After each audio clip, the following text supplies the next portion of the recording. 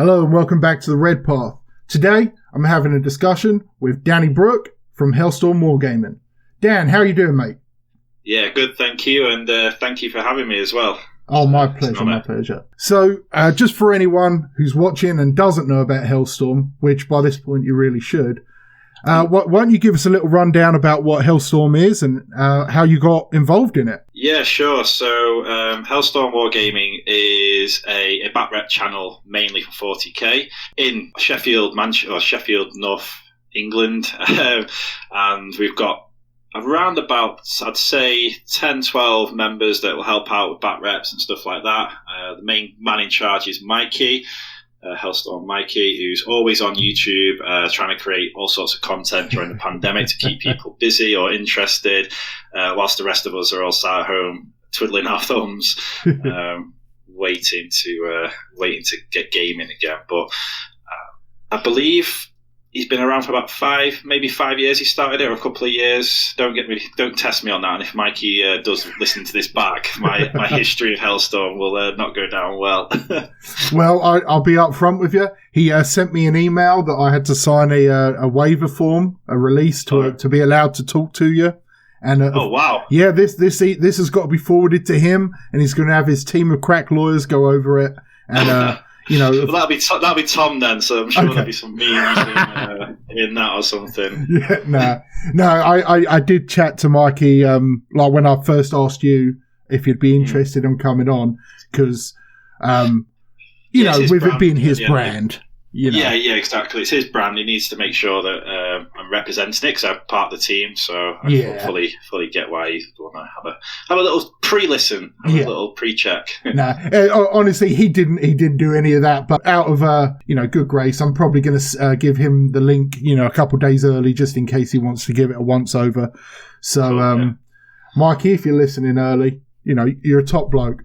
You've got to be Don't listen to anything else we're going to say. All right. Yeah, you can skip the rest. So, all right, I just want one quick question, and then I'll jump on to my actual list of questions, I guess. Now, I've been following Hellstorm, not from the very beginning, but from very early on. And, originally when it was, I think Mike, the other Dan B, and a couple of the other guys. And then I believe the first time I saw you on there was, I want to say it was No Retreat with you and Tank. Is that correct? Yeah, that was my very first bat rep. And I think Mikey, he had a couple of buddies like Elliot as well. He's been pretty much from the start. Yeah. And obviously Dan as well. But myself and Tank, who obviously Tank's also part of the channel now. Yes. Our very first one was being invited to the No Retreat tournament which for anyone, I'll touch on that in a little bit. But it's like a prestigious event done by the guys at SM Battle Reports who literally, if your painting's, up to scratch and like very, very, very, very high quality, then you're going to get an invite. So, prestigious event with regards to like the hobby side of things. Yeah, it definitely is. It's I always enjoy watching the SN stuff anyway, but when you get to see some of those bat reps from the No Retreat, I like, oh my goodness, the quality of that paintwork is phenomenal. And a good thing with linking SN is that they've also got like a dedicated World Eaters army and stuff like that, which is always good for ourselves to get any kind of ideas from, or just to watch and enjoy. So they're a top channel. I really enjoy them. Between Hellstorm, SN, Tabletop Tactics, and a couple others. But I always gravitate. Anyone who's running World Eaters, you're going to get my subscription. Yeah, Lawrence and the boys as well. I know there's like other channels in the US and stuff. It just must be our UK charisma that helps out with that. Yeah, definitely. All right, so I'm going to jump on to the sort of scripted questions, I guess, here. And first off, I want to know a little bit about your history with 40k, how you got started, what got you into the hobby, kind of a bit of your personal background, I guess. So tell me about that. Yeah, sure. So obviously touched on where we're at now, but at the start I was I got into the hobby by, it might not be everyone's usual route, but I asked an old Xbox buddy, a lad called Tom, like, have you got any books that you recommend to read, because I'm I was reading some old school fantasy from like David Gemmell and stuff like that. And I kind of like ran out and I was like looking for a different direction. He was like, "Oh, try Gotrek and Felix and try the heresy stuff. You'll love that." And I remember, like most people know, as a kid, like Games Workshops and 40K and stuff like that. So I was like, you know what, I will. I'll go out, grab Horus Rising, and I did not look back. Right. I did not, and that was like my first kind of like dipping a toe into the water into like 40K and the hobby itself. So all started by reading those books, man, getting into that lore. Yeah, it's such a great like entry into the hobby. Like I really like the Black Library stuff, and especially that Horus Heresy series. If anyone's not read them, like Aaron Dembski-Bowden is a wizard. He is an absolute wizard. Him, Dan Abnett, Ray McNeil. Yeah. They know how to write, those boys. That's for sure.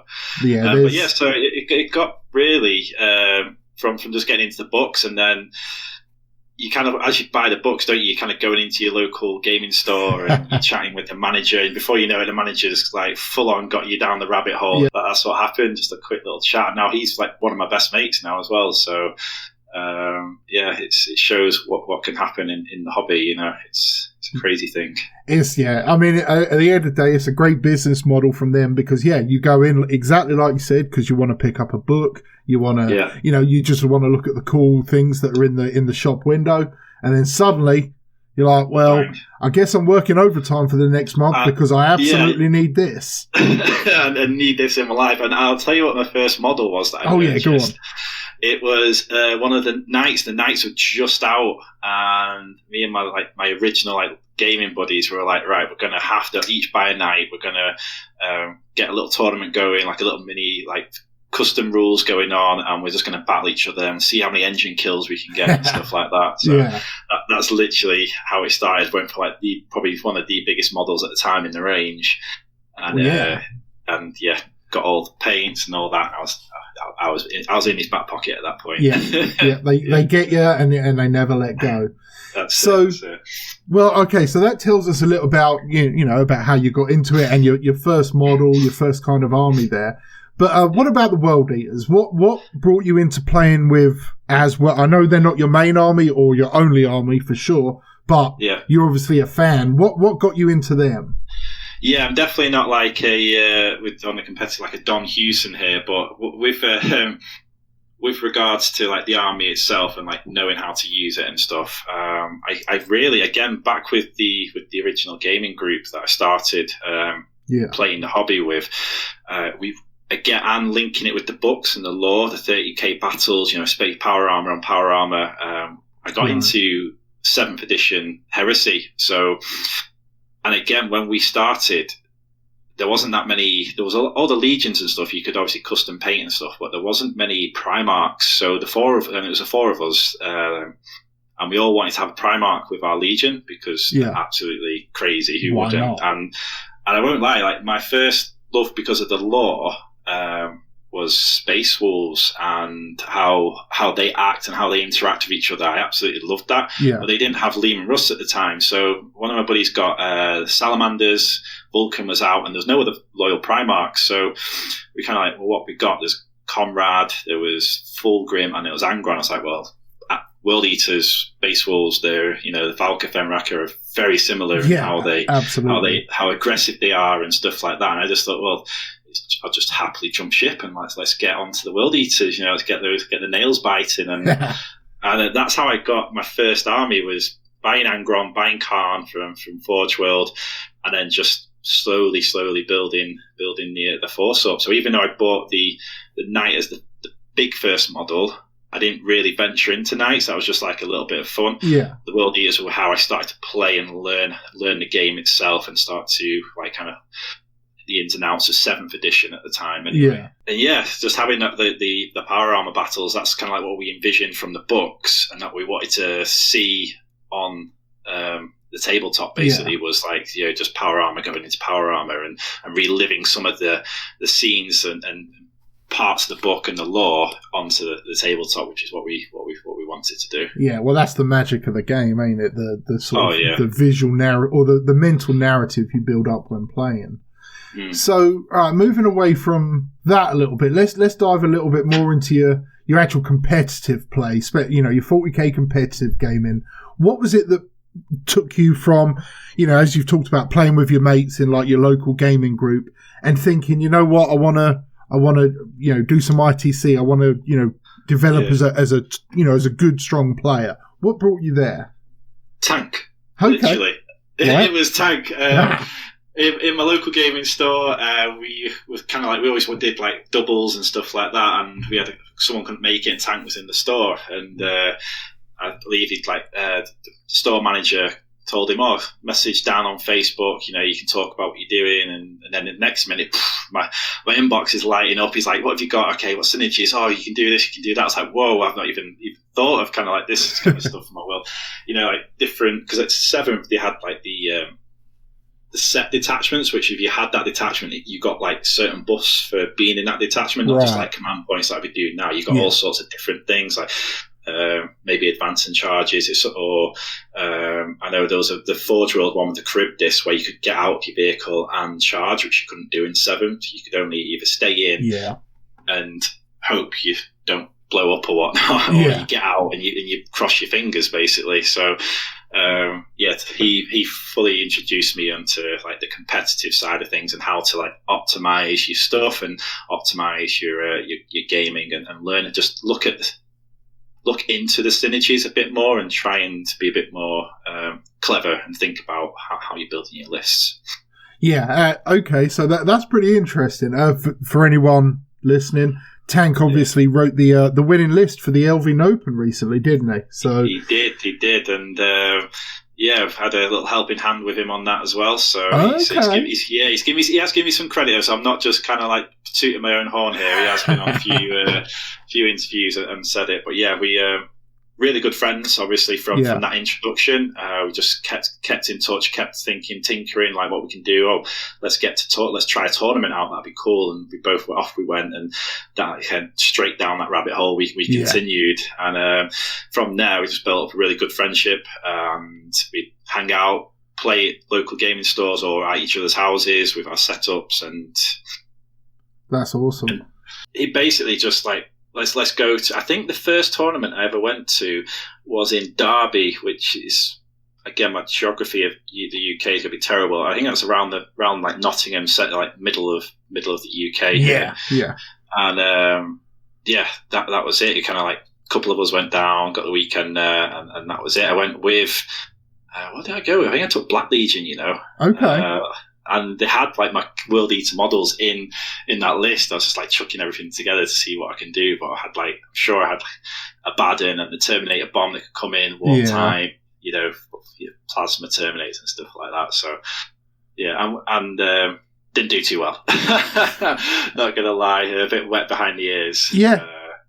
It's a learning experience though. Like you can be definitely like a strong player in your local gaming store amongst your buddies. You might win, most of your games, but once you hit that tournament, even like a local RTT, whereas maybe outside of your normal comfort zone, and you're introduced to other players, maybe more experienced players or someone who just happens to have like a much more meta list. It's just a different world. It's a level up, isn't it?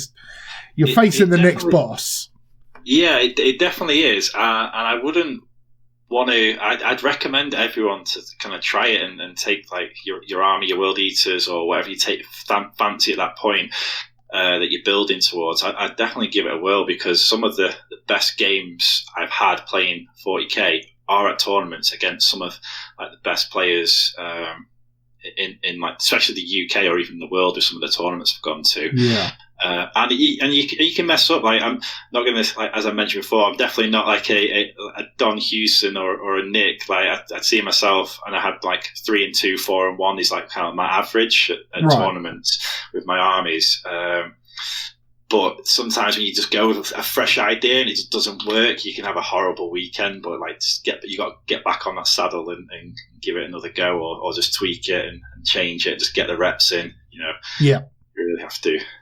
Yeah, the competitive playstyle, it's not for everyone. I mean, I'll grant that, but when I first got back into 40k, I wasn't interested in it. I want to play just friendly games. I want to, tell a story with the game. And then, I don't know, I think some you know what? It might actually have been Hellstorm Gaming when, started watching those and seeing the higher level play. And I thought, okay, this is pretty interesting. And, people I play with locally weren't particularly interested in it, so I signed up for an RTT.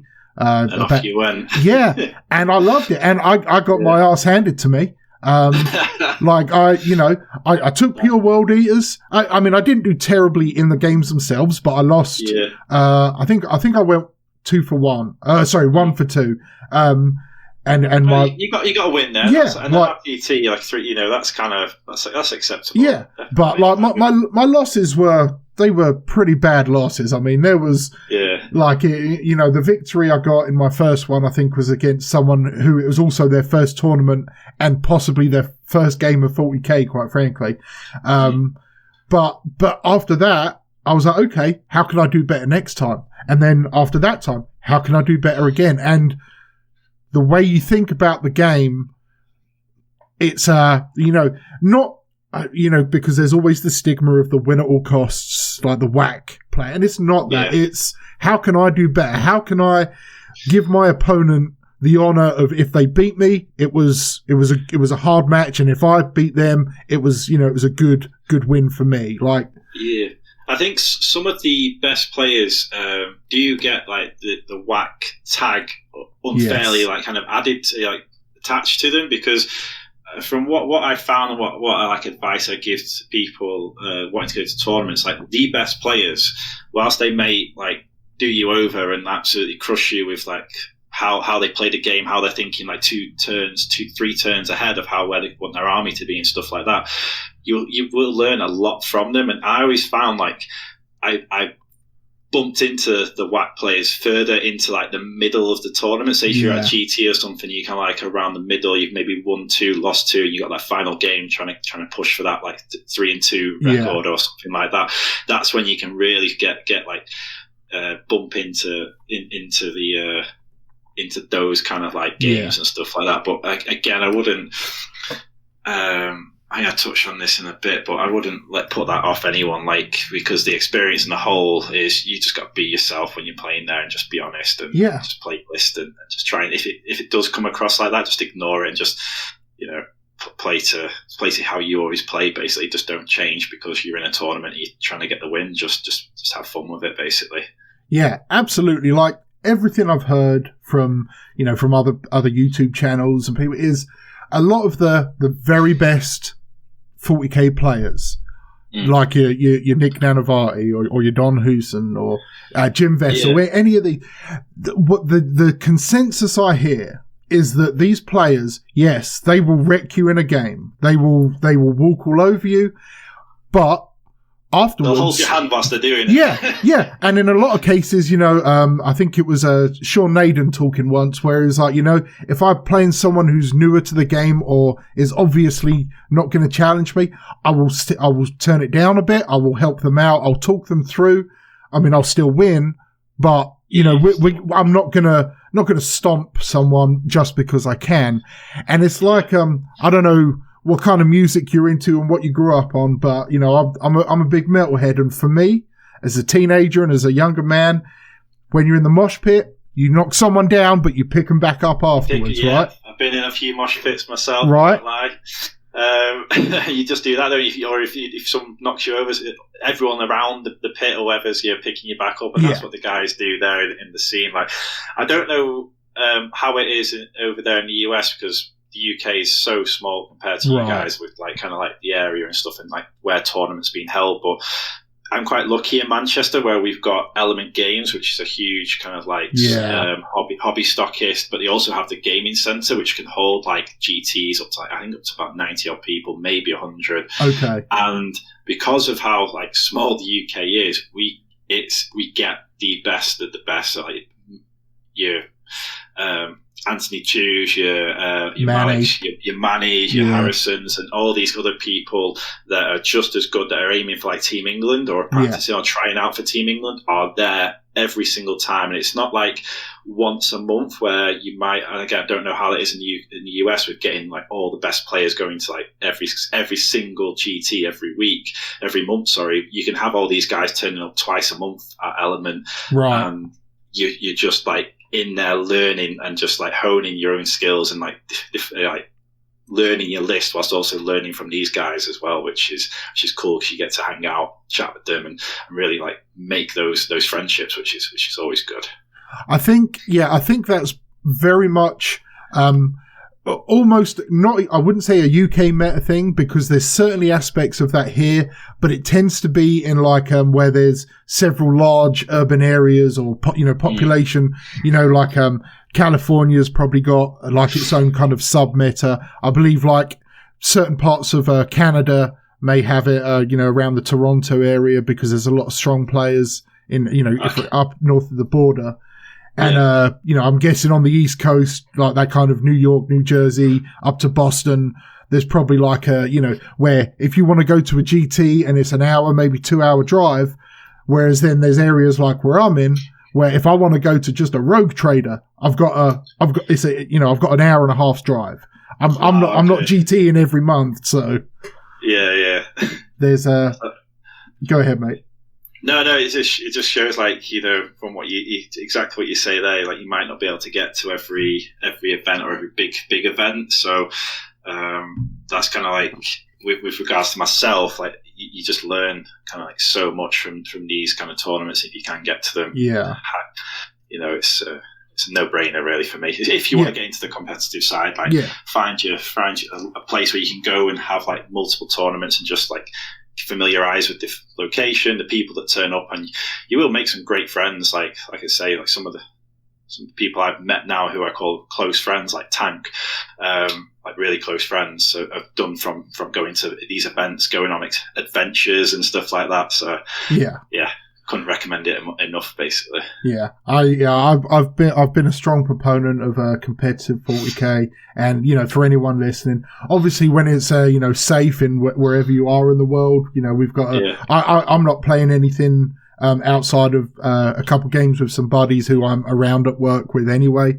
But I'm not going to tournaments right now until it's a lot safer to do so. But once that is safe in your area, people listening. You should give it at least one try. Yeah, definitely. And you don't have to go in there with what you believe is like the best list you can think of, or you might like get like a net list where a lot of people will host their list or their tournament results, and people will copy the list. Yeah. Like we set ourselves in 2019 like single faction challenge, and I took on pure Chaos Space Marines. I couldn't, for a whole year of going to tournaments, I couldn't mix Thousand Suns or Death Guard or Demons in with my game. So you're really playing like on hard mode, but it was fun as well. It was a fun challenge. I won't lie, there was some tough results, but you had to, again, like take those on the chin. And just see how you can get on. I mean, I think I ended up 4th or 5th, 2019 in the ITC team season for pure Chaos Space Marines in the world. So little things like that can just give you a little bit of like a nudge to let me, I could be best at this faction if I try my best and I just keep playing it and playing this style.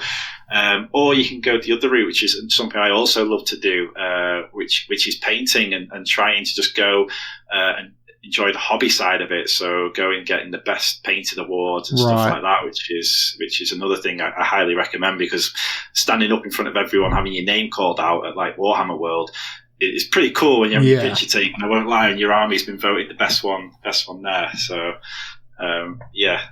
either way you look at it, just the main thing is always just have fun when you have your tournaments. Exactly. And all right, so leading on from that, aside from Hellstorm, because I know you have your Hellstorm tournament events, what is the best event you've been to that just had everything you wanted? Yeah. Well, I put down 3 for this, so I couldn't really say what the best one was, because these 3 had just certain things, certain aspects which just made it a little bit different. So The first one, I've already touched on it, was any event that I can go to that is at Element Games, just because of how convenient it is, Jamie. Mm-hmm. It is just down the road from me. Right. I can go to a GT, I can go home, I can sleep in my own bed, eat, and just, and go back the next day and just be refreshed and not having to worry about where I'm sleeping or hotels and stuff like that. And not only that, because it's on my doorstep, I can hang out with some of the best guys in the UK and just learn so much by going just down the road to my local gaming store, really. So that's the dream, ain't it? It attracts the best players because exactly, it's the dream, because it's one of the bigger places, bar like the LGT or some other places that are doing some big tournaments now in the UK. It is up there with, like, you're going to get the best players going because they can get the space for you, basically. It's always the issue over here. So Element Games, anything there, I'll jump on. And just mainly that's probably because of the location, though. So event wise, location, Element Games, just super convenient for me. I loved Vegas, man. Oh, Vegas, baby. LVO was something else. Like, it's the World Cup for single player tournaments. Exactly, it is. Yeah, in my eyes, and it's the end of it was the end of the ITC season. So if you are looking to push that competitive edge inside you, then if you can go, then that's where you're going to get some big points. You're going to test yourself to the limit, because the whole world, like the best players in the world, if they can, are going there. And it's the location, the gaming hall, the tables. It's just a great expo. It's like not just 40k that's there. There's AOS, there's all sorts of different gaming systems. I think I finished the singles and then went on to the doubles with Tank, the Long War doubles. And Kenny Boucher and stuff. So awesome. Big Kenny fan. So getting to get a picture with him, like, that was like my like nerding out there, like, your dog. Look, let me tell you, if there's one thing I could do for my YouTube channel for myself, it would be to have Kenny's voice, because there's something about his voice that I don't know. If I could speak like that, I'd be set for life. It's got to be just like producing money, that voice of his. God, like, he just speaks and it's like ka-ching. Yes. He's an absolute incredible artist as well. Oh, so my goodness, his stuff, his merch and stuff is insane, and also his painting as well. Yeah. So, but and as well with LVO, like, the social side of things is epic. I went from having like beers with, and I wasn't part of Hellstorm at this point. Right. I was just an average like lad with Tank, with our backpacks, just going for an adventure and seeing what we can do. We'd met Mikey, obviously, at the SN. And we were kind of promoting Hellstorm whilst we were over there, so we had some shirts on and stuff, but we weren't part of the team. So we went from having like beers with like Stig, Lawrence and Bone from the Tabletop Tactics guys, to hanging out with some of the best ITC players at the time. So like Tank and I were sat eating breakfast at the Bellagio with Nick Nanavati, who was second at that point. Yeah. Mike Porter, who was first at the time from the UK, and also Alex Harrison, who was up there in the top 10 at the time. I think he finished second after losing in the final in the whole season. So we're sat there like eating breakfast, like, what the hell are we doing here, man? It's like, this is crazy. But they're all like, all six of those people I just named, even more, are really good friends of mine now, and Tank as well. So, it's just such a cool hobby to be in, and just making friends and that. Even though it's competitive, you can still have such a great laugh there. And like I say, by making those friends as well, in that kind of scenario. So LVO really opened my eyes and also gave me that stepping stone and platform into Hellstorm. So when we got back from LVO, Mikey was like, yo, Tank, yo, Danny, do you want to come on and be part of the team? So we're like, hell yes. Yeah. Third was where SM Battle Reports No Retreat. Right. So this is so we've gone from the location, we've gone from the competitive to the two of the best ones there, to the kind of the hobby. What I thought was the best experience from the hobby standpoint, and that was the guys Nick and Stephen, all the guys there, just Pardo and that. Just incredible guys, good fun, and the invitational that you get. So for anyone that doesn't know, they do two big tournaments, like international tournaments. One where it's like a bit of a GT, anyone can apply or get a ticket, and you go, you book your hotel and stuff. But the No Retreat is a little bit special because you have to kind of like a job interview. You have to send in an application form with who you are, what you do in the hobby, or how you got into the hobby, a bit about you, and pictures of your army, and then they're picking the best armies that out of all the applicants, and who they think will gel well, and who they think will be like, they don't want those whack players, but they also want some really good players, like Lawrence from Tabletop. He is a top player, and he's won that event numerous times, which also shows that whilst he's a great player, he's also got a great attitude, and he's great to be around, so they'll keep inviting him as long as he applies and he's available. So the boards, everything they put on, I got quite lucky with my invite, I won't lie. We painted Tank's army for the UK Warhammer Games Workshop finals, right? And I chipped in with that, and his army got nominated for best army in that tournament. Okay. So Pardo Mikey was there, and we bumped into Mikey at the time, but again we didn't know him, so didn't speak to him or anything like that. But Pardo asked Mikey, what does he think of Tank's army, because he applied for it, and he applied for No Retreat, and obviously Mikey was there to have a look at it and see it in the cabinets and all the lights. So Tank got the invite, and then I was on the reserves, and thankfully, because I said to Tank, I'm just going to come to the Rock. I'm going to come to Gibraltar and have a holiday with you, man. I'll go around. I'll do whatever. There's the Med Steps, which is a brutal climb up to the very top of the Rock. Right. I'll just go do stuff like that while you play. I've applied, and if anyone drops out, I've got my army there. And luckily, like probably a week or two before the event started, they got in touch with me and said, we've got to drop out. We want to give you the spot. So, boom. That's awesome. But I'd take the Custodes though, so that's another army I have, because the World Eaters were my first army. I won't lie, Jamie. I've tested some themes out, and it's like none of the bases were the same. So I had some swamp bases, I had some grassland bases, I had some like scorched desert bases, and kind of like that immersion. You want they're looking for kind of like. For everything to match, or to have like a uniform kind of like layout and look. So there's no way I was taking those boys, but thankfully the Custodes allowed me to sneak in and have a great event. And another thing what they do with these, so they really look after you for the No Retreat events, and like we got picked up from the airport by them, the hotel, the food, the catering is all sorted there, and they don't put on kind of like tours of the island, but they will get stuff in place that if you want to, it's super easy for you to go on a tour around, go into there's a place called St. Michael's Cave where there's a lot of history and lore about how the monkeys got onto onto Gibraltar, onto the Rock and stuff like that. So there's a lot of cool stuff that you can go and have a look at in between the event itself. Yeah.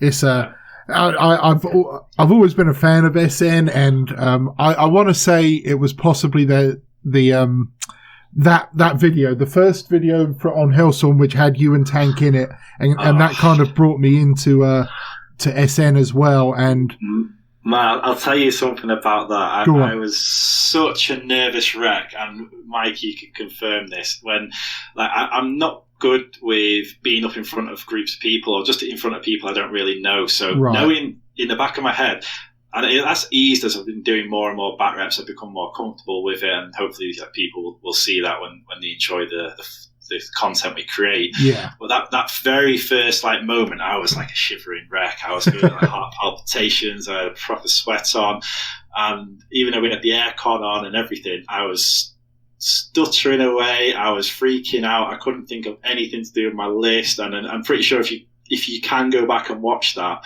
you will see the amount of editing Mikey has to do when I go through the list. It's unreal. The guy, definitely saved me on that one. Well, I'm going to definitely find that video, and it's definitely going to be linked to the description for this now. So anyone who wants to go and see you shitting bricks, they can do so. Definitely. I mean, it gets easier as it starts to go on, because you do then realize when you're making this kind of content that you just got to ignore the camera. Yes. But that first kind of like stint where Tank did his list and he absolutely smashed it as well, he crushed it, and I'm thinking, okay, you're a lot more confident than me, and that just made it even worse that he just breezed through it. All these like warlord traits, all these relics or whatever it was, and I'm just like, okay, I've got this, and then it's overthinking it, and yeah, it wasn't good. But that was the first back rep. So yeah, SN has a place in my heart with the No Retreat for my favourite tournaments, because not only did I go to great events where there was just ridiculous painting skill on display, also that was the stepping stone into chatting with Mikey, hanging out with Mikey more back home, and then getting into Hellstorm. Yeah. Okay. Well, let me change pace here a little bit. I want to focus a little bit more on some World Eaters stuff.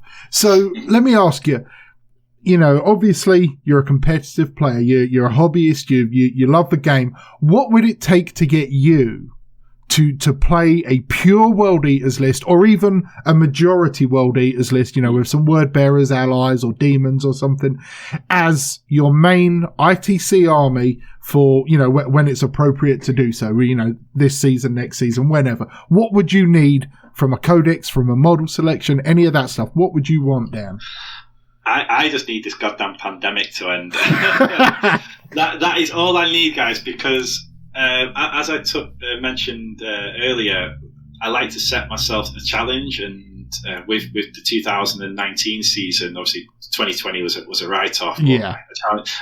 I was challenged to just do as best as I could with Chaos Space Marines, and while some of the guys in the team kind of like dipped in and out, like Mikey stayed, he was pure Space Marines before Space Marines were good, and then had such a hard time trying to like become the best of his faction because of like 2.0, the Codex came out, and then boom, everyone was jumping on it.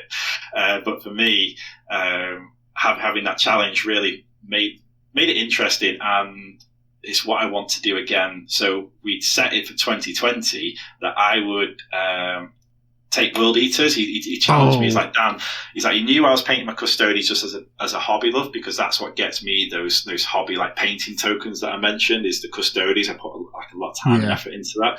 Not say I don't with the World Eaters, but I put like a lot more time into the other stuff because just the model count's so short and small. But he said, like, just 2020, let's see how well you can do with the World Eaters. I was like, okay, I'll take that on. I'll take it to a few. But if I start like not enjoying it, I can't promise you how long I'll stick at it for. But it kind of stayed in my mind, and I'm practicing a lot more Tabletop Simulator, which has been a blessing.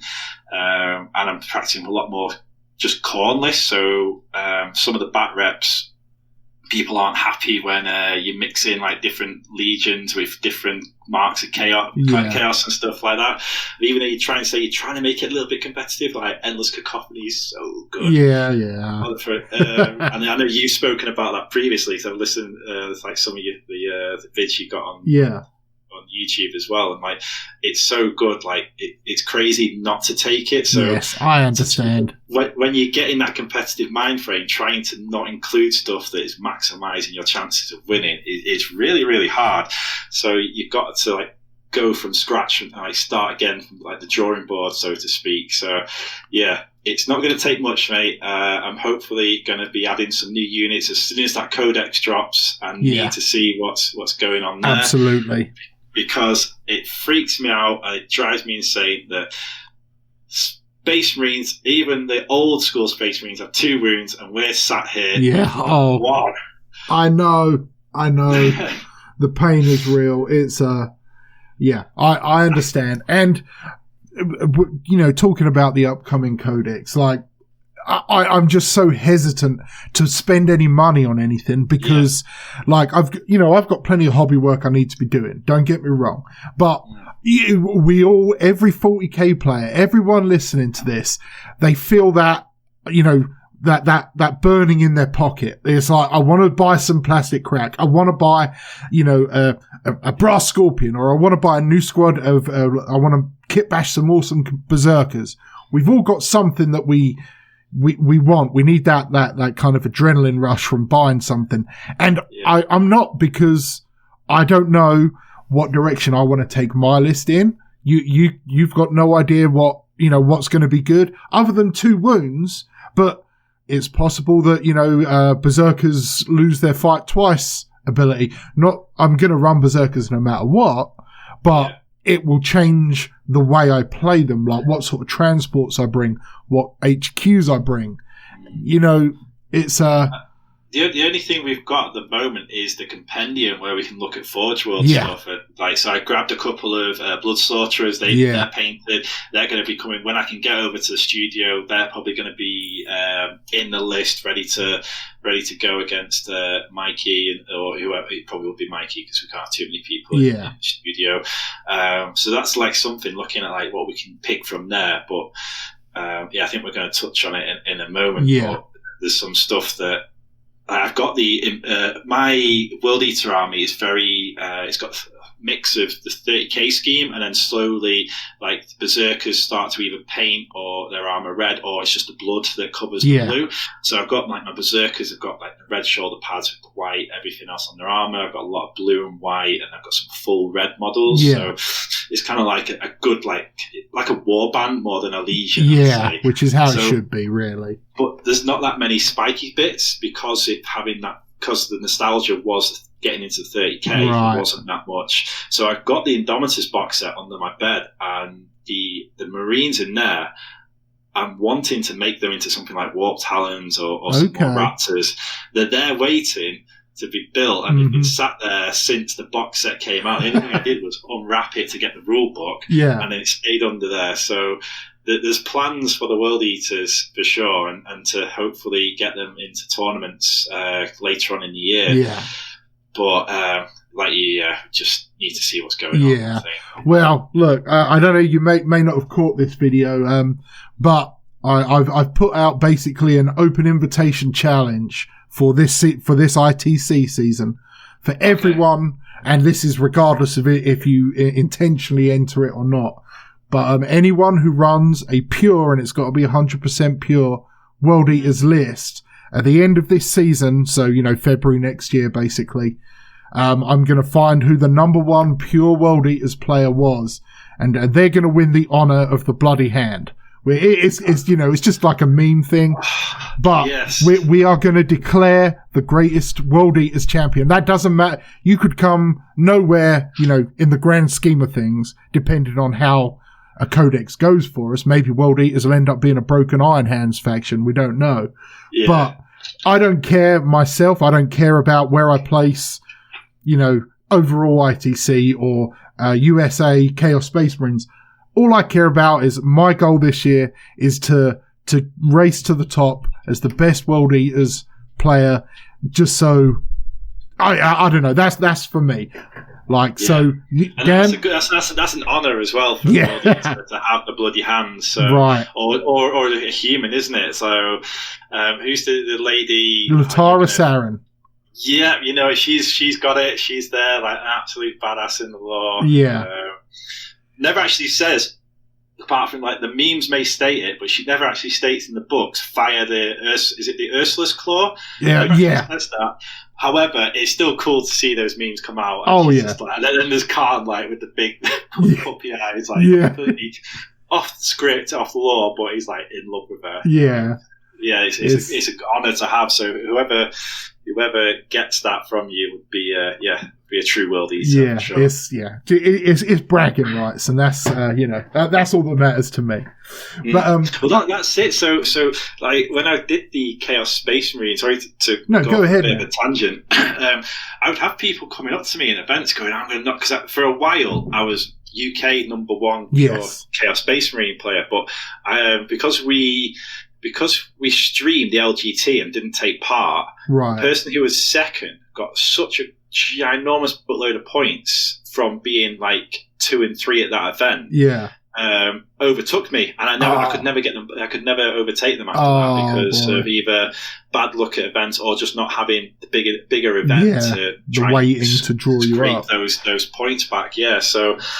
You get it. If people will come up to you, I'm going to knock your top spot, and you're like, oh wow, I want that top Chaos Space Marine faction. So if that'd be cool if people are going and like multiple World Eater players are at a bit of friendly rivalry to see which warband is the best. So I'm definitely down for that. Yeah, it's I want to see World Eaters up there. I want to hear about World Eaters players, about people like your name or Mark Perry. Yes, he's something else at the moment. He's been like rewriting the rules in my eyes when it comes to making like World Eaters, because he runs like, if not pure, heavily. He does. Yeah, sometimes he runs pure. Sometimes when he's going for a more competitive angle, he runs. You've got to run the Word Bearer's sorcerer. Yeah. For World Eaters, you need that guaranteed warp time, or 99% guaranteed, because there is. It's not 100%, but it's very close. I said that in a bat rep once. I was like, for World Eaters, my latest one actually against the Nids, and I someone commented like, you mentioned the need for psychers like 3 minutes in, that's it, I'm not watching. Like, wow, okay, it's like that's not very like specific to the lore, and I'm like, hang on a minute, in the 30k, Lorgar and Angron both team up to take it to Rabute Gulliman, so. You've got to look at it. I think Armatura, there you go. There's some World Eater lore for you. Armatura, where they fight together. So, it's but that's just the part and parcel of making bat rares. You can't unfortunately please everyone. No, you never can. You're never going to do it. But I mean, as a World Eaters fan, that's we appreciate. I tell you right now, we appreciate that you bring them on to Hellstorm, and like. When someone like Bone brings them on to Tabletop Tactics, it's just something. Even if it's get absolutely wrecked, we just want to see that charge phase. That's all. That's all we care about. How I first got in touch with yourself, Jake, was I played Toby and his Grey Knights, didn't I? Yes. On the chat. That's behind the paywall. Unfortunately. but that was I played the balls off that list, and it wasn't that great. It had Vindicators in it, and at the time, Raptors weren't the best. No, they were trash. That AP is helping massively now, but it was. But I still managed to not scrape it, but just with plays and learning, and I think I'll touch on it later on. But just having making. Utilizing your movement in the charge phase and the fight phase, it's just crucial. You see that, and I think you mentioned it as well. Just learning from those kind of games can really help you take it into your own hobby and in your own little kind of gaming groups and stuff like that, which might help you win a few extra games and stuff like that. Yeah. So okay, because you kind of covered it a little bit there, or made mention of. So what do you think the World Eaters need in our Codex or a supplement? Because these war zones look like they're going to introduce supplements. The new Warzone Caradon book, I think it's called. So what do you think World Eaters specifically need, rules-wise, maybe whether it's new units or stratagems, warlord traits?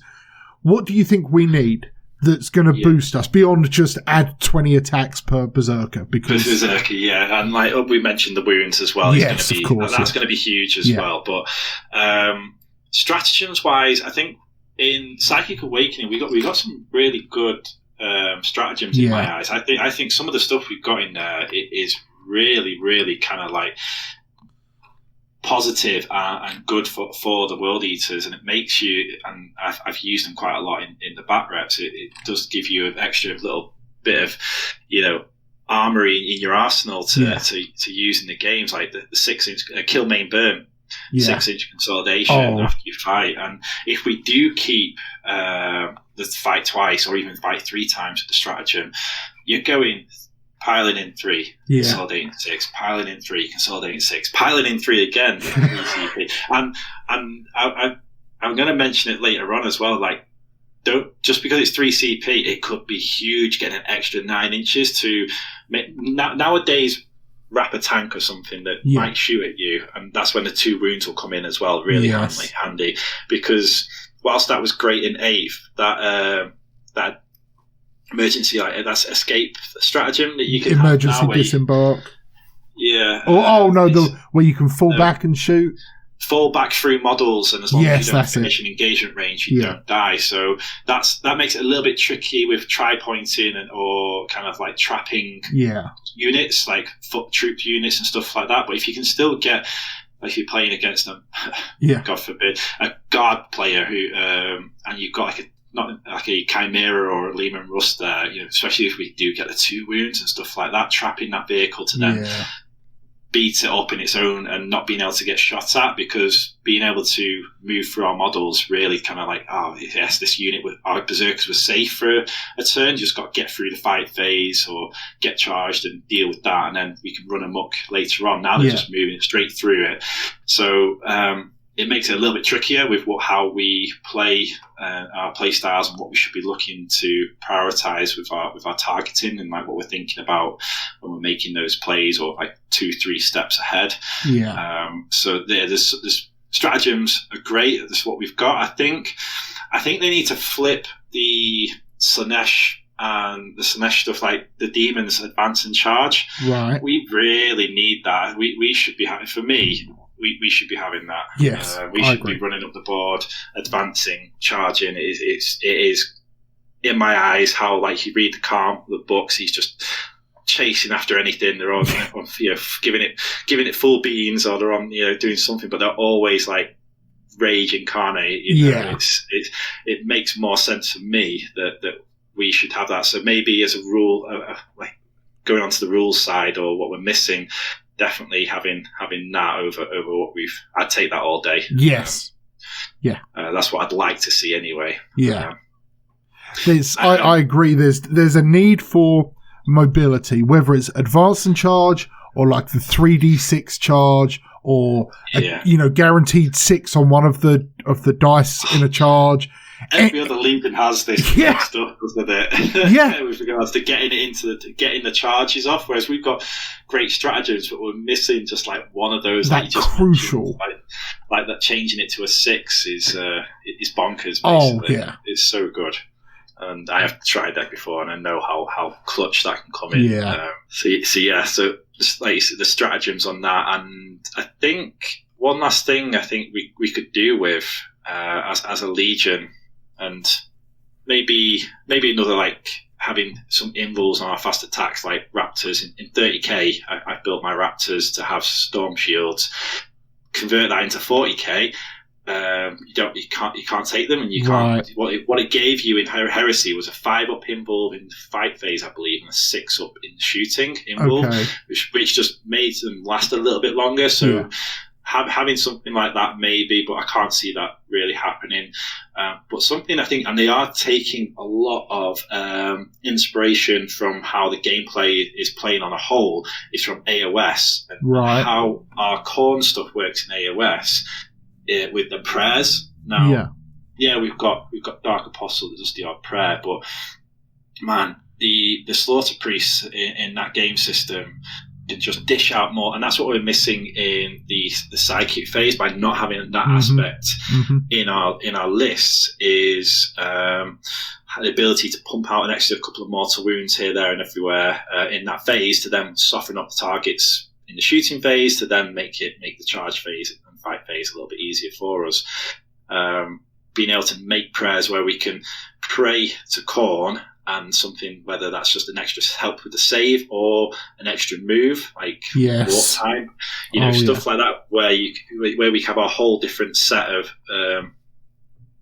abilities like that, like prayers, would be huge, mate, and it would be so good, and it would be thematic as well, and it would be to my eyes, to the lore as well, like, making a sacrifice, taking like D3 mortal wounds or something, and then you can do something absolutely bonkers, like move 12 inches, I don't know, because Khorne will be pleased that you've made some sort of sacrifice, so I really, really want to see something where it just replaces the psychic phase for us, because we know we hate it and we don't want anything to do with it, but to allow us to be competitive, give us something that can replace it or in its stead, so that we can just maximise what we do whilst we're on the gaming table.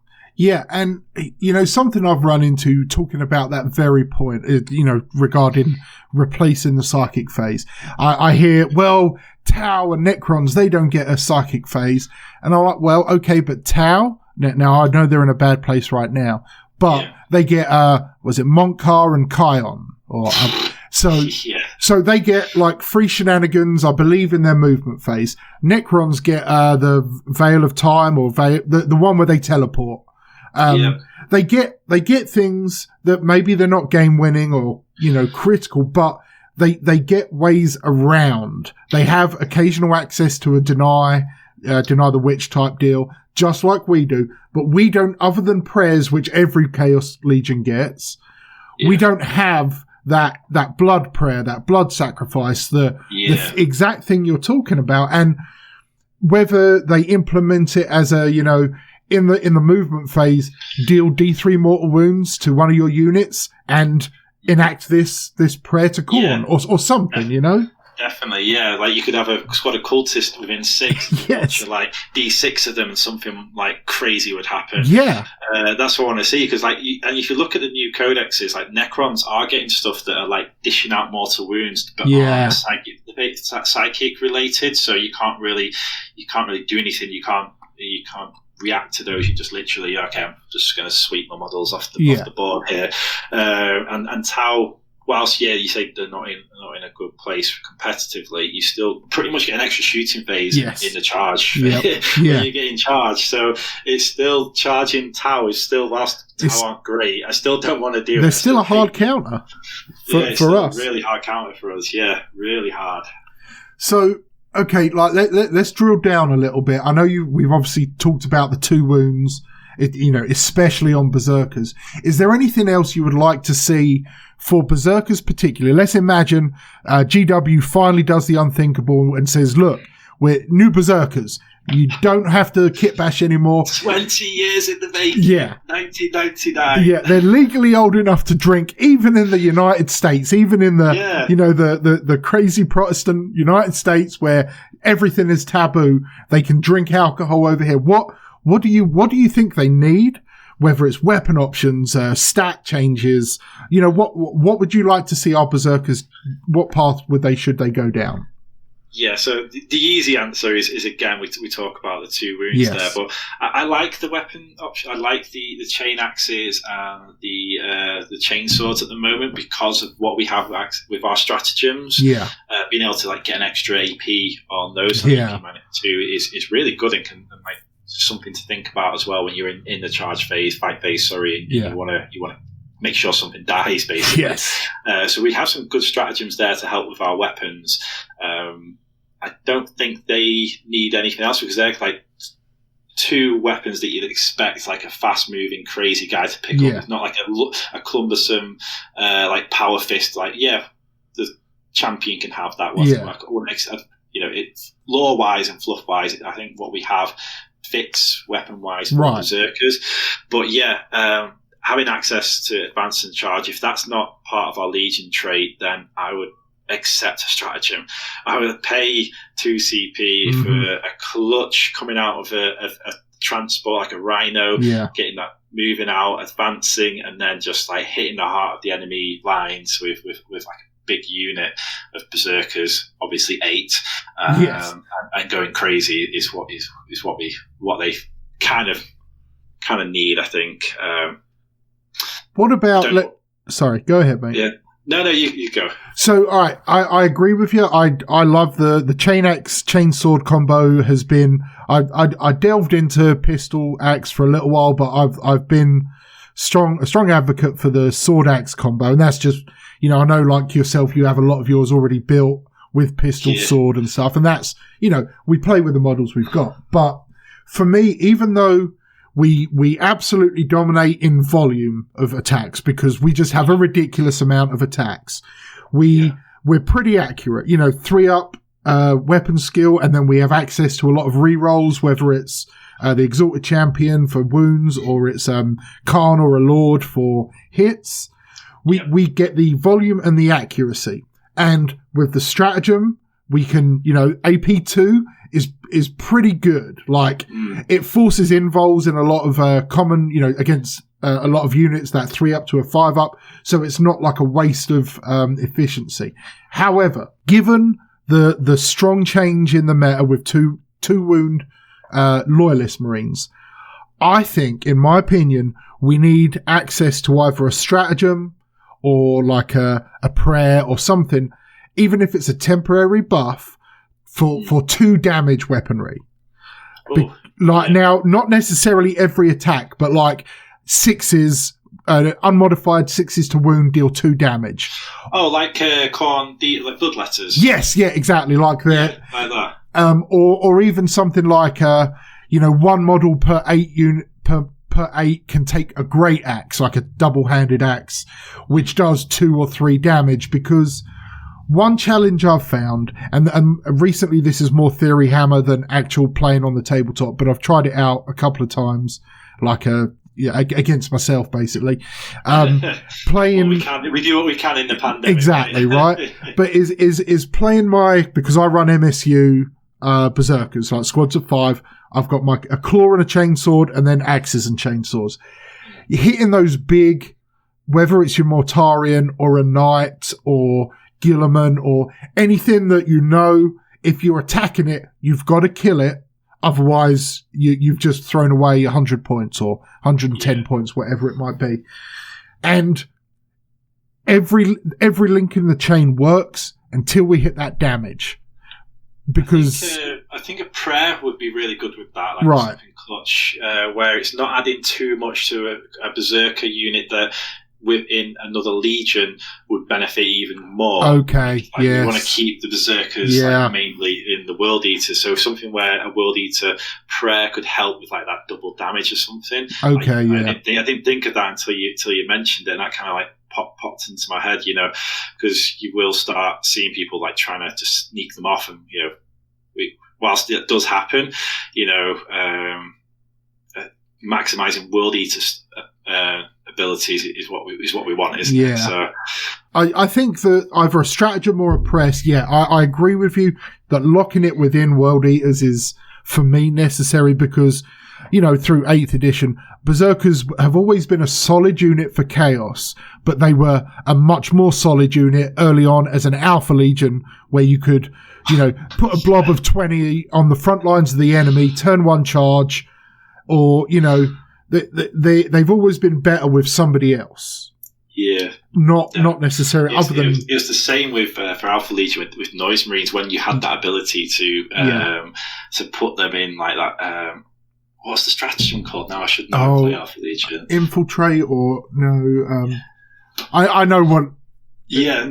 Someone can correct us in the comments. Yeah. But you were able to just be 9 inches away, move, and then you've got like a 3-inch charge or something like that. So they were being used in different legions. So something that can to improve Berzerkers and to help World Eaters, I'd say yes. Prayers that can give us double damage that are World Eater specific. I mentioned I put that at that point. I put down I could feel no pain, because now hear me out here. I don't think this is going to happen because of what they've done with Death Guard. However, in the lore, we are supposed to be that lost to the nails that you really should be putting a bolt round to the back of a World Eater head, to finish them off. Yeah. If you just and this is what frustrates me at the current situation with Berzerkers, or just Chaos Space Marines in general at the moment, is a cultist should not be able to kill with an auto gun or a light gun, a damn crazy, walking death machine. Yes. So whilst this is me kind of like dreaming here, whilst I don't think we're going to get it, something that can relate to the lore where, they're just shrugging off attack or damage and stuff like that, and they're still going, still chain axes revving and missing maybe an arm, that's what you see in the lore, or what you visualize in the lore. It just never plays. It never plays out that way. I remember talking about it, but, probably about a year ago. For me, because yes, you're exactly right. Once the Berzerkers lost to the nails, you have to they have to die before they stop. Like, if they can move, it's like the the Black Knight in Monty Python, where he's got his arms and his legs chopped off, but he's still up for a Barney, he's still up for a. So he's lost both arms and leg, and it's the scratch. I'll bite you. Yeah. But so I thought, well, okay, if we're going to go for this kind of narrative lost to the nails, what about this? In the charge phase only, World Eaters Berzerkers gain a 4-up feel no pain. Now, obviously, this is a year ago, well before 9th hit, so obviously Overwatch is less of a thing now. Back in the day when, okay, I'm charging my Berzerkers against your Punisher Lehman Russ, I'll remove 3 of them. Yeah, just remove them now. Yeah, but, obviously with Overwatch being less of a thing, I don't think that's necessarily anything useful for us, but you could also say a 4-up or a 5-up feel no pain against psychic powers. Something, 2 wounds is going to be critical. But yes, they need something that extra turning of the screw, that extra little bit of protection of toughness without making them toughness 5 or without giving them a 5-up invuln. Just a little cool thing, Yeah, I like on what you mentioned about the psychic thing then, and I know you've mentioned this in a video because I listened to it. Right. I know you said you did it for like a bit of a fluffy game. Is them forcing, if you are going to suit with World Eaters to another Legion, forcing them to re-roll the psychic phase that you passed yourself. Yes. You've got your in there. Or I think you mentioned you used the stratagem on yourself. I did. I denied myself. Yeah, I laughed so much for that. I'm like, should I do that in a bat round? Do it. Thinking of all the negativity I'm going to get. No, look. But that one person that commented about, oh, you're running sorcerers with your World Eaters, I'm leaving. You can go back, find that comment, send him a message and say, listen, mate, watch this. You want to see narrative World Eaters, watch this, Yeah, clip it. Like I'll put the timestamp in there. Just go there and just watch what happens. And let me know if you're cool with that. Yeah, I might have to. You might have to. Yeah, I might have to do that, mate. Absolutely. But yeah, I think that we do need a little more anti-psychic presence and or defense. Whether it's like how the Sisters of Silence and even the Tyranids with their Shadow in the Warp. They have that kind of aura of negatively affecting other people's psychic power, and I think something like that would go a long way for us. Yeah, definitely. It would certainly help as a pure faction, anyway. Definitely. Yeah. So, all right, let's move on a little bit here. What advice can you give to anyone playing any kind of combat army? So we're talking World Eaters, a lot of Tyranid builds, Blood Angels, Space Wolves. These armies that often rely on the fight phase and the charge phase. What can you tell them if they're, prepping to play in their local meta in a tournament against their buddies, whatever, against... I know when I emailed you some ideas for the questions, I mentioned Space Marines, and Space Marines are still a very strong, powerful, meta army, but it's more about adapting to the meta. What as a combat player should you focus on in building your list and how to deal with the ever-changing enemies out there? No, that's a great question. When you sent it through to me, it really kind of made me think about what type of advice I could give. Yeah. I didn't write anything for Space Marine players because that's just playing 40k on easy mode, and I have no time for that. Fair enough, I understand. They've got so many buffs right now, like with the command phase and everything else, that it is just so good being. Not that I am, but those guys have it a lot easier than anyone else. So what I kind of went back to was our Legion and other struggling combat armies, which is just, it goes kind of against the law in a way, but this is because we're working with what we've got. Right. Is to play a bit more patient and a bit safer, rather than, like, when I first got into the game, I was getting absolutely slaughtered at my local gaming centre with my buddies, because they'd have the gun lines and I'd be going gun-ho up the board with everything out in the open. Like, World Eaters need to get there fast and get their route one and don't care about anything else. Let's just see how much damage and how quickly I can put damage out to the other people, and before you know it, all your models are packed back up in a case. be a little bit play with a little bit more caution until we see what's in 2.0. Then we might change what changes. But I think. Go ahead, mate. No. I was just going to add on that as well. When you're thinking if you're playing safe and being patient, is utilising cover and the boards, playing to the board as well. Like, can't stress that enough. Like, utilising cover to hide your stuff and protect it. You really, whether that means like a vehicle might take an extra turn to get out of cover and move around, it beats it being blown off before you get to do anything with it. At least if you move it and you're holding it and you're moving it around like 9-10 inches, at least you're doing something with it rather than just picking it up and putting it back in the box. Absolutely. It's been left out in the open to the elements. Yeah, that's been one of the things that I think that although we haven't had a single change to our rules as World Eaters, I mean, that and this goes for something like Tyranids or some of the other armies that aren't Space Marines but are combat focused. With 9th edition, we got smaller boards. We got a kind of recommendation from GW about terrain. There wasn't really anything like that. It was everyone used like the kind of ITC or the Nova layout. Your L shapes in the middle, hills on either side, a forest opposite. Now we've kind of got this guidance. It's not enough, but we're seeing, I think, from where I've seen bat reps and people talking, sharing photos, we've got more terrain on the tabletop. This absolutely helps us combat players, because exactly what you said, use that terrain to get your cover, to get your obscuring where you there's no line of sight, or dense cover for the -1 to hit. We have to use those to survive across the board, because we have 1 or 2 turns of mostly inactivity until we can meet them and cut them to pieces, right? And until that inactivity is like, until we can get something to like replace the psychic phase for us, we are going to be 9 times out of 10 inactive, but at least be safe and be alive to have that turn 2 and turn 3 is when I first started, and there's a bat rep where I take the World Eaters to on the channel to Mikey, and he had Blood Ravens, I think, or whatever he decided they were that day.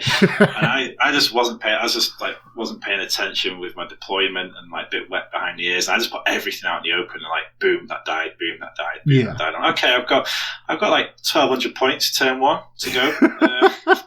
Let's try and make a game of this, and I think as well with the changes that Ninth have had with regards to going first on that roll, you can't guarantee that the other person's going to give you first turn, because that's just not a thing anymore. If you win it, you're going first. So always err on the side of caution that you might not go first. Like, there's a good 50-50 chance you're not going to go first. If you're against one other person, and just be around for those later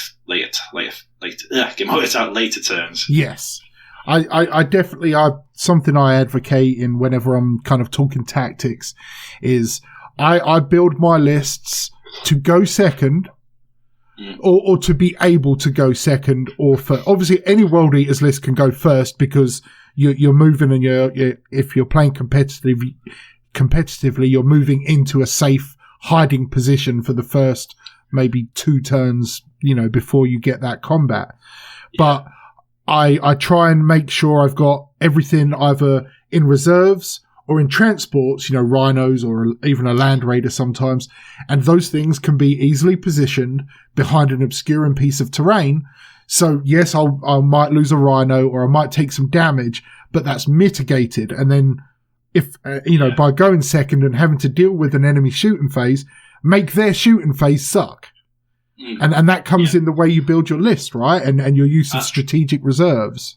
Yeah, and I'm glad you mentioned strategic reserves, because that's obviously something that's new to Ninth. And really, let's not be shy with our CP. No. It's some great options to put those like big hitting units, or something that's going to really assist you with the primary.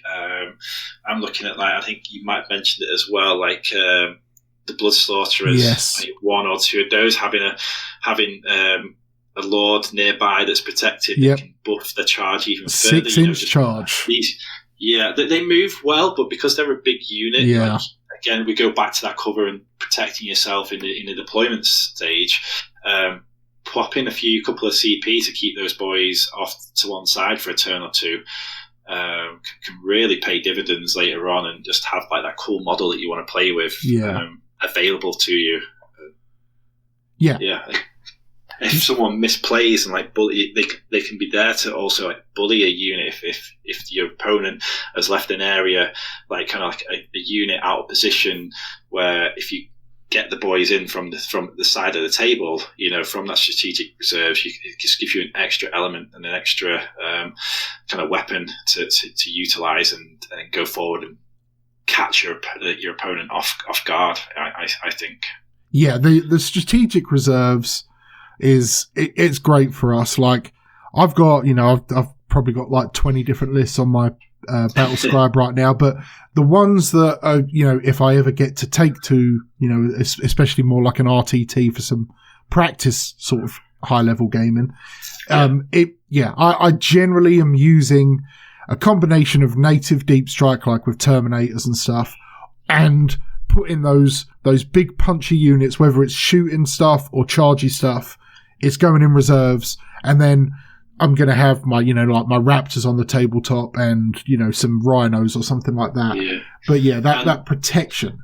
And it's a good chance as well that even if it could be something to do with your secondaries that you take, that this unit coming in from strategic reserves can just go into a little bit of cover that's off to one side, which you might not have had in your deployment zone because you're too busy trying to protect your other stuff, your other big, like your Berzerkers, maybe they might be on foot or in a Rhino.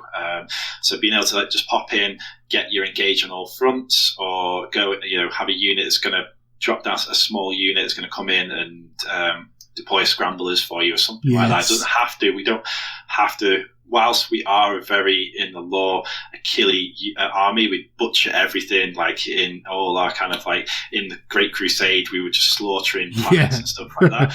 We can't physically match up on the tabletop to that, so we just have to play it a little bit. It goes back to that a little bit more cautious. So don't think that you need to put it out in the open to make that charge. If you feel like you could bring it in from their deployment zone or further up the board in a little bit of cover, and then the next turn your movement and stuff, your charges could pay dividends with like turn 4 and 5. So and it goes back to your, you said a few minutes ago about Marines being easy mode. Basically, it's amazing that World Eaters are like such a bloodthirsty, very simple army in the lore. Walk forwards, run forwards, stab it, chop it up, keep going, find something else, and if there's nothing else, find your mate and start stabbing him. That's World Eaters, right? But on the tabletop, I feel right now, and this won't always be the case because we could get great rules that make us easy mode, but right now we're such a cerebral army. You've got to do that kind of 5D chess, like you talked about, thinking 2-3 turns ahead. We have to be so smart to be able to compete with someone who's, sitting on their phone on Instagram and moving their Space Marines with their other hand. They don't have to pay attention, and we've got to be like fully invested, right? Fully invested and getting having that experience with you. Maybe not just that list, but with the majority of your list, you might be wanting to take tweaks and test stuff out. But definitely, you have to be on it. And the only other thing I can say of if you want to be maximizing like a close combat army, is the pilings and consolidations, really taking your time with how you're placing your models. Don't just go, okay, make the 9-inch charge. You're going here, here, here, here. Think about how you're going to pile in, how you're going to then use maybe that 6-inch consolidation to wrap round or move into a piece of cover. Again, anything that can assist you with keeping the unit around once they've swung, because 9 times out of 10, if you've got a squad of Berzerkers in the midboard or in the other person's deployment zone and they're out in the open, they're not going to want them there. They're going to kill them. And with what we've got at the moment, Don't want to keep repeating it, but with the one wound, you don't want to be left swinging your bits in the wind, and just watching your berserkers die the next turn. You want to be maximising, because the points back that you kill, you want to be doubling how many points you kill, the cost of your berserkers at least, and that is a hard thing to do. So the kill main burn, or the stratagem to fight twice, or for a third time, whilst you might not, because how it works now with what you declare, getting into charges and stuff, you're probably not going to hit anything with those berserkers, maybe the second time or the third time they fight, but having them in a safe pocket, knowing they've just done a job, is crucial. So really thinking about taking your time in the fight phase, because that is what we do, and you really need to be doing that with full, like you mentioned, concentration, and so forth. Yeah, it's absolutely vital.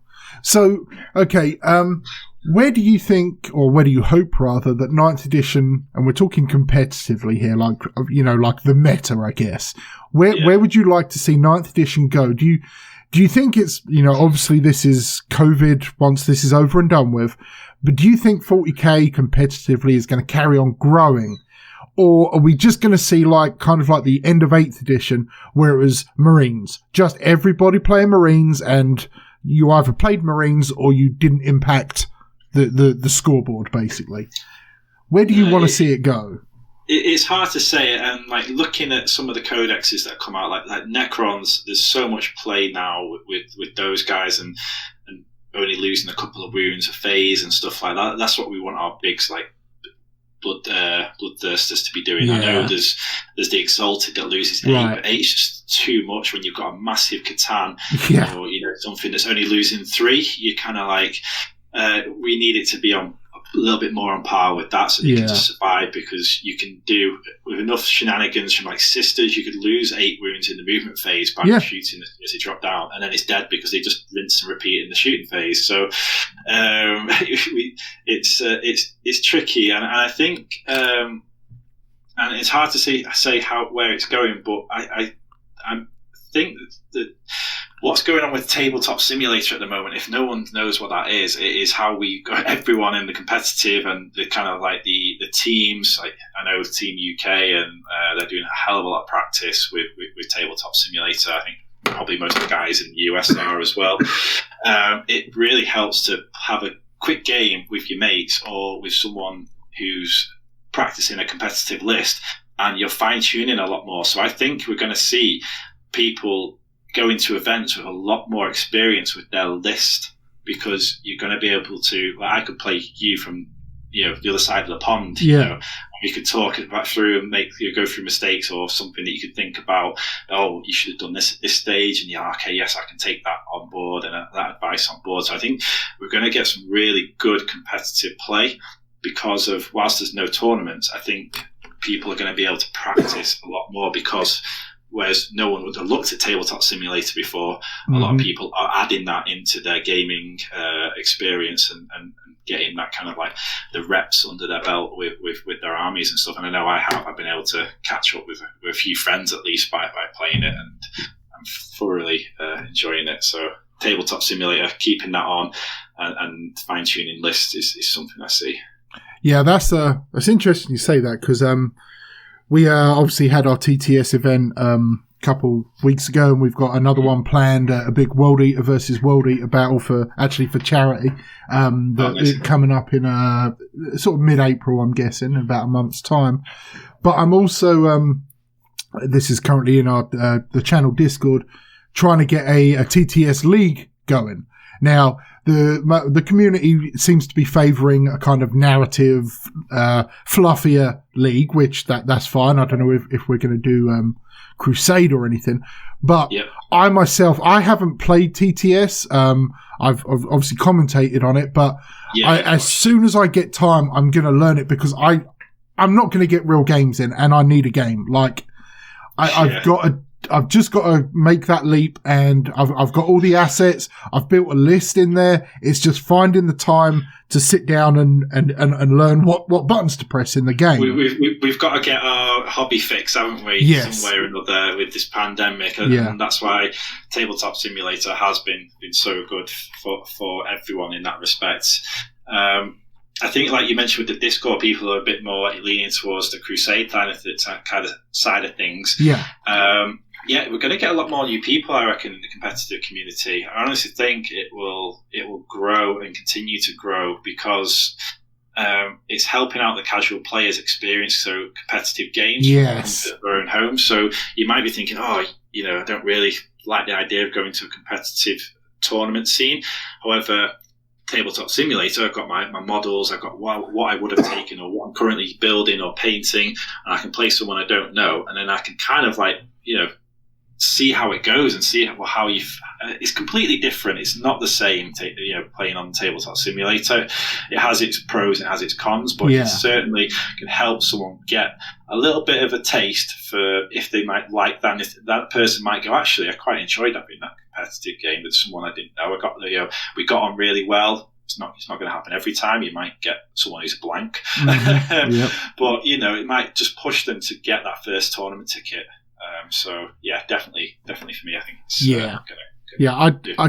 I definitely want to be using TTS for that competitive stuff. Like I'll run the league for the channel. That's no issue there. But for myself, it's all about that sort of cutting edge play, the high level play where you're really forced to think and make split second decisions and see what my list does against, a crazy AdMech list or so all the Necrons, because I've still not played against Necrons. I haven't played against anyone really, but I keep hearing about how cool the Necrons are, and I haven't got to play against them since their new Codex. I don't know, playing against them is cool. It's frustrating. Well, okay, yeah. They just come back up, but I've had a TTS game against them with the Custodes, and that wasn't a great game to say the least. But it's a learning curve, and these new codexes that we've not seen before or come up against. You can only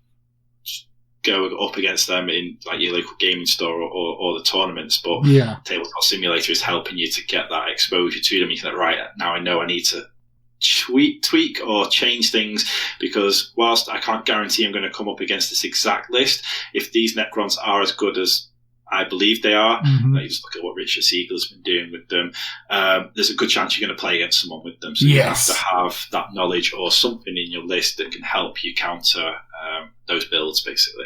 Yeah.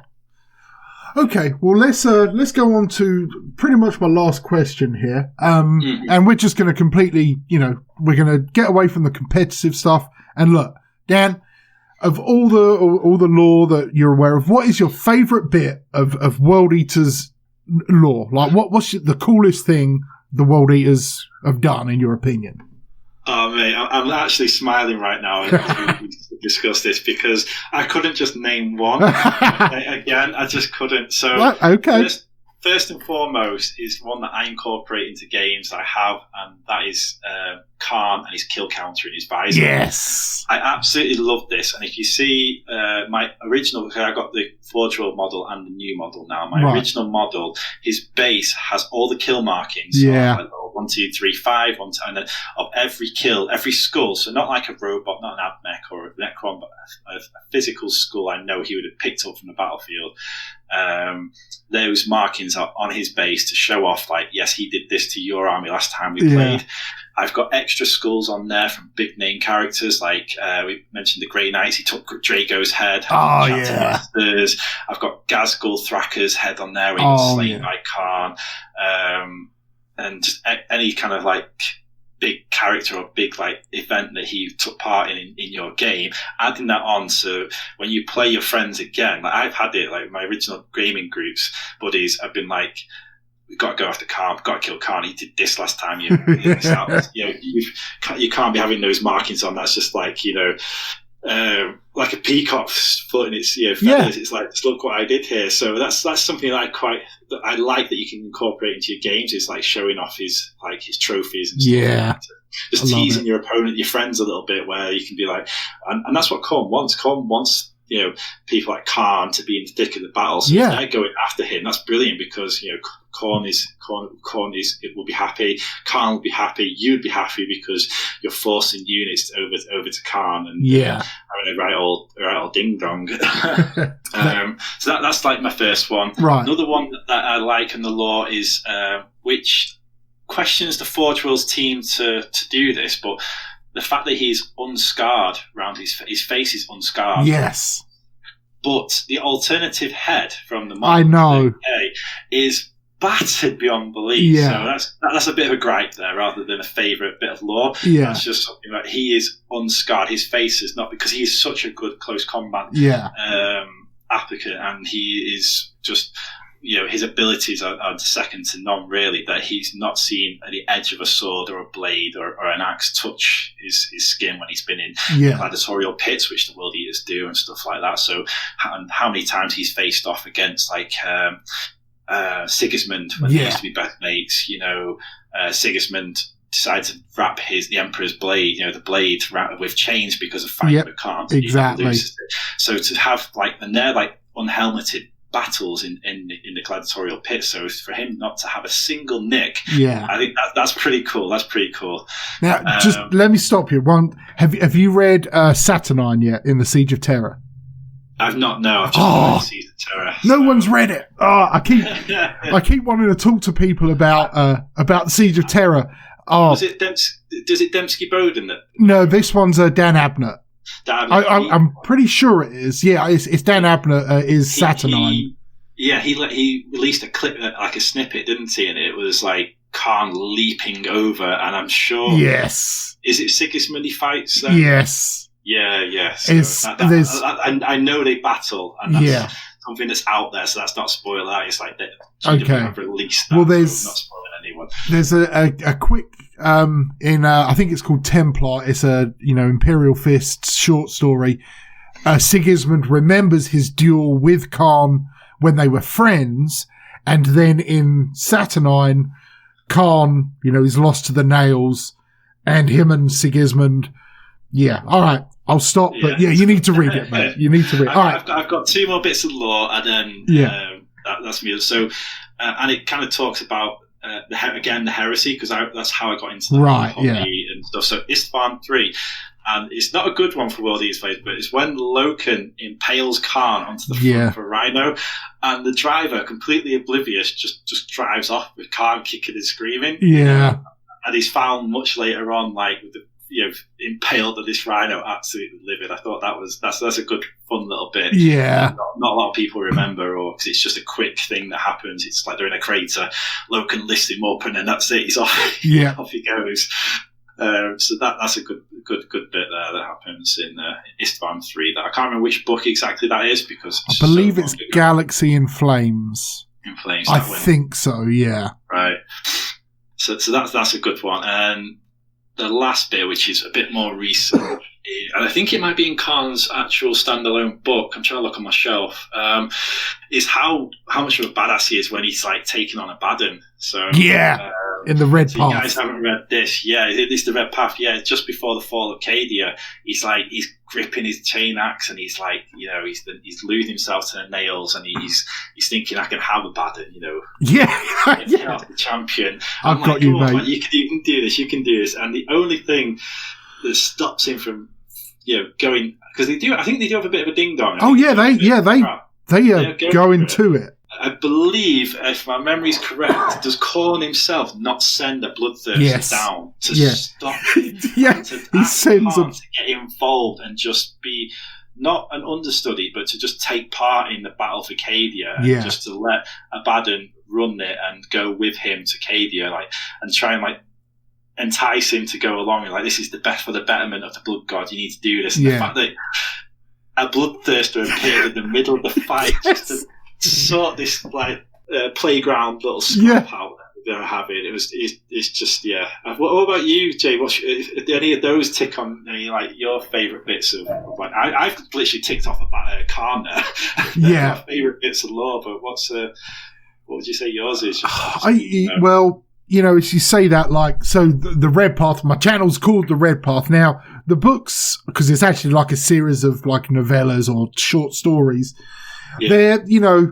They're fun for the lore. They're not necessarily the best written stuff, unfortunately. But that moment that you just Bloodthirster who comes in and he's like, "Khan, now stop it. You two, you're going in the same direction, And Abaddon, you can shut up as well. You need to hold hands and walk this way and blow up Cadia, please." And it's just so.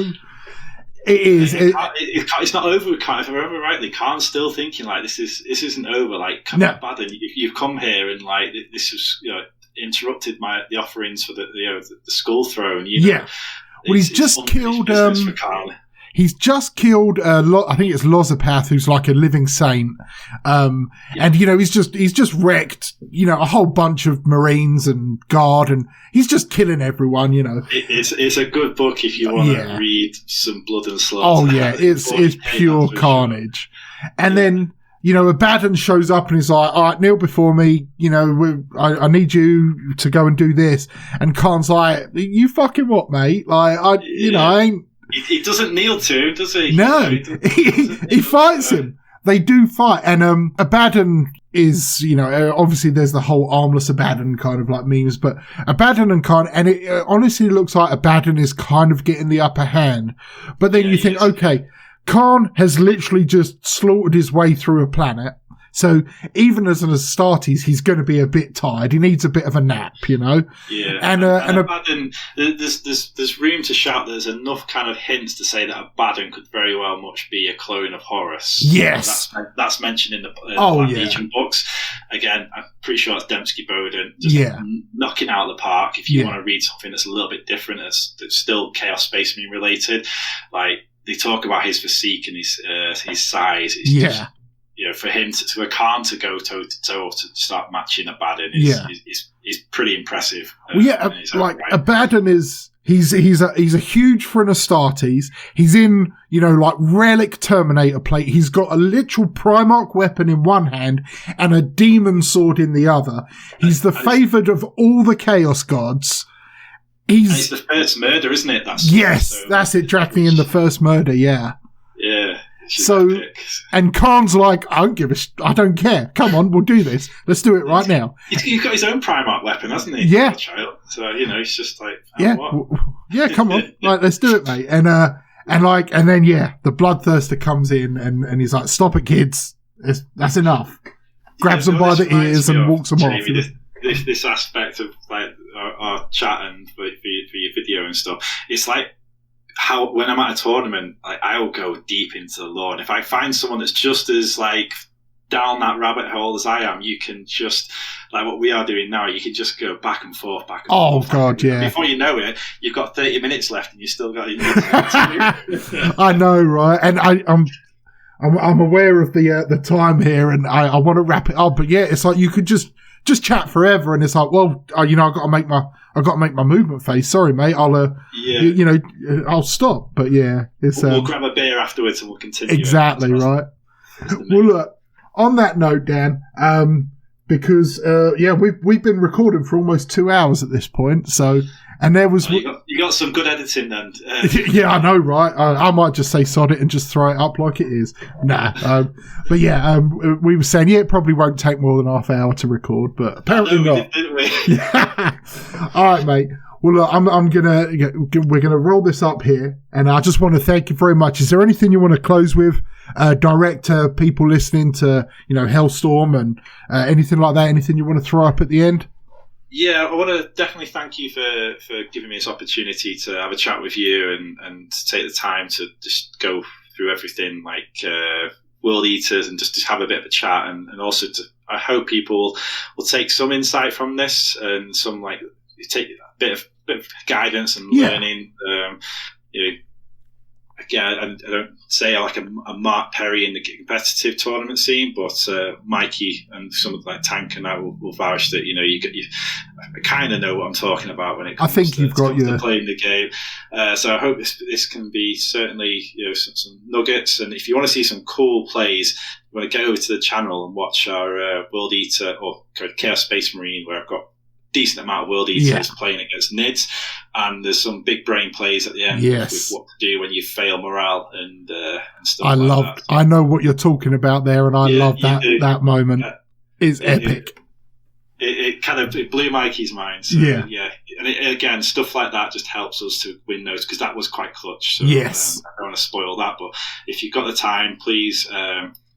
Smash that like and subscribe on for the Red Path, and also come give us see what you fancy, see what you like. If you like the look of Hellstorm, and hopefully you can join the channel and watch some more Chaos back reps. Cool. Well, I will definitely have links in the description below for Hellstorm, for some of their social media and everything. So I would like everyone to go give them a check. You can. You can rudely interrupt. Colin cares not. He doesn't. Chuck my Instagram on. I've got quite a lot of my World Eaters models on there and stuff. Oh, okay, yeah, definitely. And like Mikey's as well, the channels and your stuff. Definitely, would love to. And I'm always open if anyone's got any questions from this. If you're not messaging on the Discord, I'm on Discord in the Red Path as well, so I'm on there, but you can always fire me a message on Instagram as well. I'll do my best to get back to you. Sweet. So we'll put all that. I'll have you message me all the links and everything, but I mean, I've obviously got Hellstorm and your Insta and stuff, but we'll get all that in the description below. And, all that good stuff. Yeah. So everyone go check out some Hellstorm stuff. Check out Dan's Instagram. Give some likes, some subscribes, some heart reacts, some angry reacts, whatever you got to do. Even if it's a thumbs down on the YouTube, man. The algorithm, God cares not. Algorithms, they just don't care. And Corn doesn't care either, guys. So, there we go. All right. Thanks a lot, Dan. So, and thank you for everyone who's listening to this. And I want everyone to stay healthy, stay safe, and kill, maim, burn.